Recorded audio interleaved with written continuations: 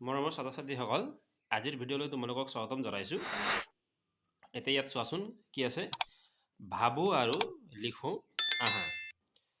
1000 টকা হ'বলৈ তলত দিয়া নোটৰ গোটবোৰৰ পৰা কি নোট কিমান ধৰণে ল'ব পাৰি খালী ঠাইত লিখোৱা।